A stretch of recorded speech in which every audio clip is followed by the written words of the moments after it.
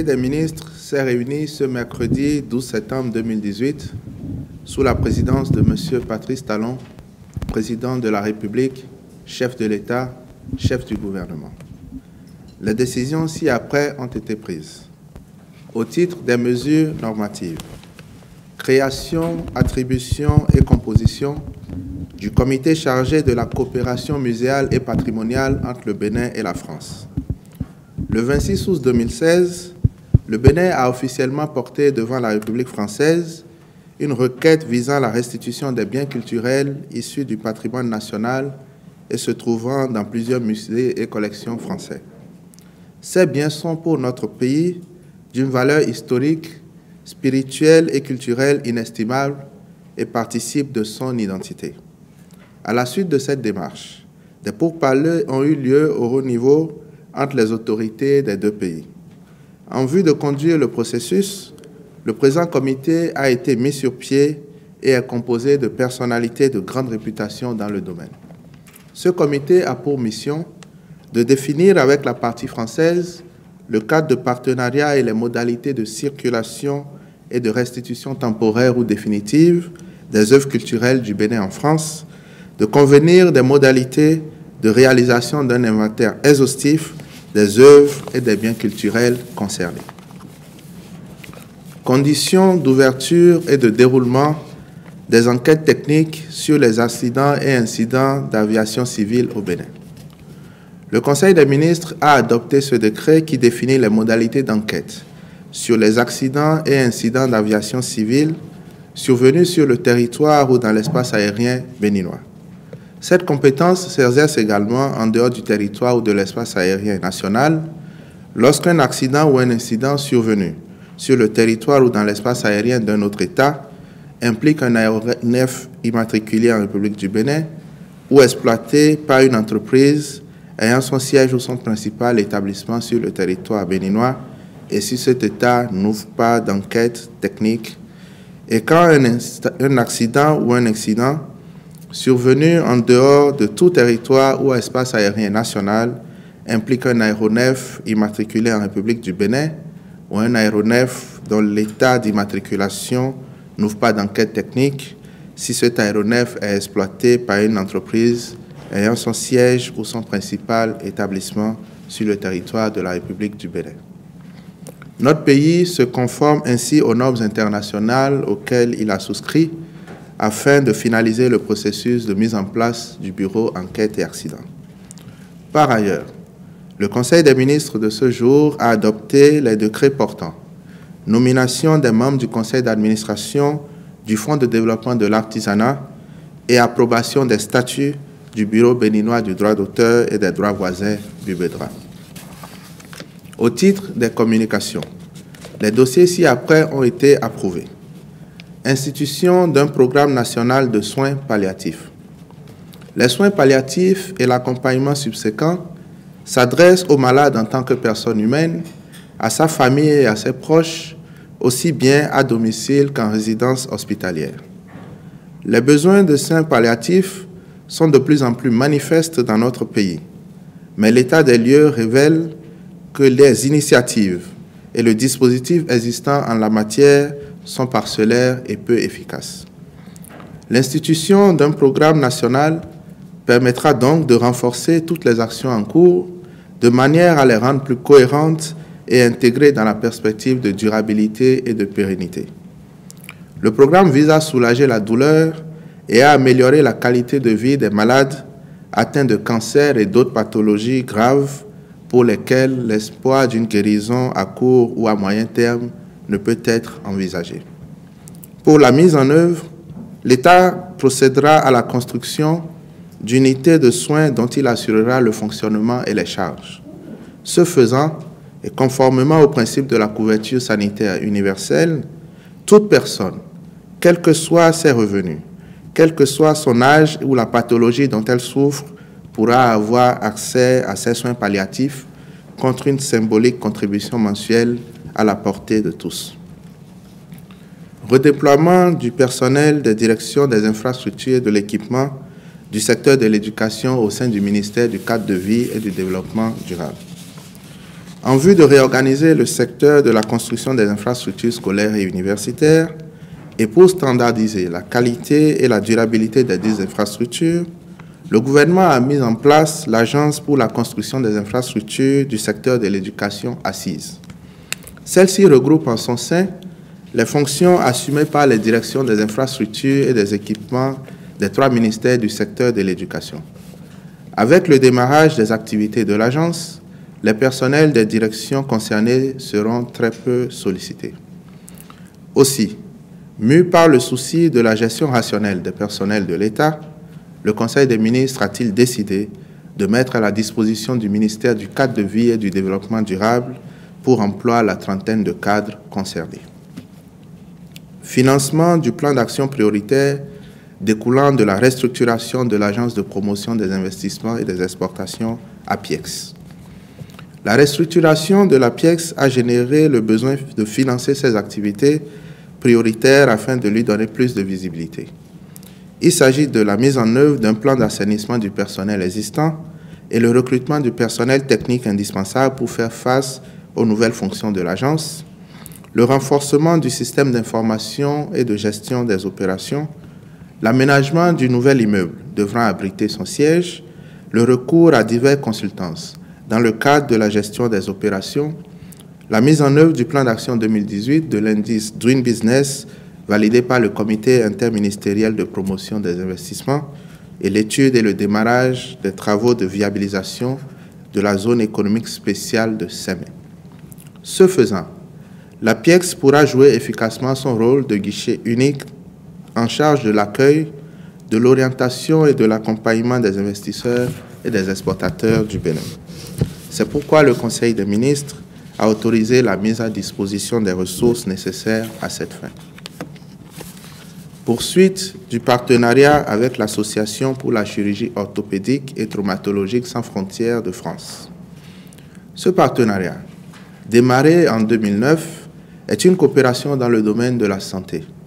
Il consiste en un appui aux soins dispensés dans les formations sanitaires de nos départements et concerne le développement, outre la traumatologie, de certaines spécialités peu ou pas développées au Bénin, à savoir l'arthroscopie, la microchirurgie et la chirurgie des nerfs périphériques, la chirurgie plastique, la chirurgie du handicap, la chirurgie prothétique, le développement des techniques d'anesthésie moderne, etc. L'envoi des jeunes chirurgiens béninois en France, la venue d'experts français au Bénin, l'acquisition de moyens pour l'application des techniques chirurgicales hautement spécialisées. Les autres activités entrant dans le cadre du partenariat sont financées par le budget national. Il s'agit notamment de bourses d'études de courte durée au profit de médecins et infirmiers, d'invitations à des congrès scientifiques et cours de renforcement de capacités et d'accueil de missions médicales françaises ponctuelles de chirurgie. Le Conseil des ministres a marqué son accord pour la poursuite et le renforcement du dit partenariat. Création de la Société des aéroports du Bénin. La création et le démarrage effectif des activités de cette société s'inscrivent dans la logique d'une gestion rationnelle du patrimoine de l'État afin de réduire les sources de déperdition de ressources publiques. La société ainsi créée permettra de réaliser un recensement exhaustif du patrimoine aéroportuaire national. Relèveront désormais de la gestion de cette société l'ensemble des aéroports et aérodromes du Bénin. En effet, la connaissance des actifs aéroportuaires est un impératif et servira de levier pour la mobilisation de financement en vue du développement des infrastructures du secteur et de leur mise aux normes.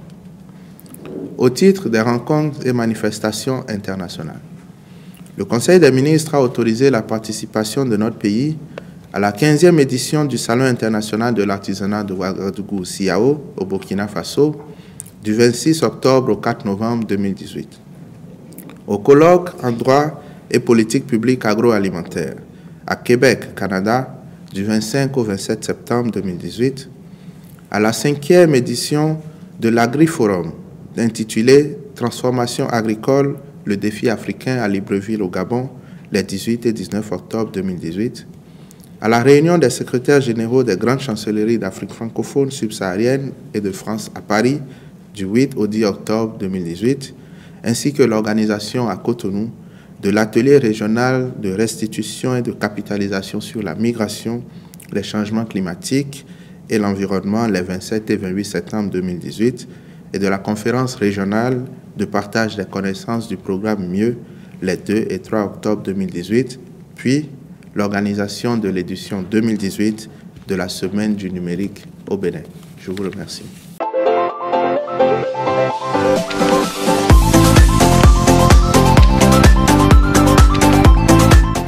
Dans le texte que vous nous avez présenté, il est désormais institué chez nous un programme national de soins palliatifs et on imagine la cible, ce sont les personnes vulnérables, vous l'avez dit, les personnes atteintes de cancer par exemple.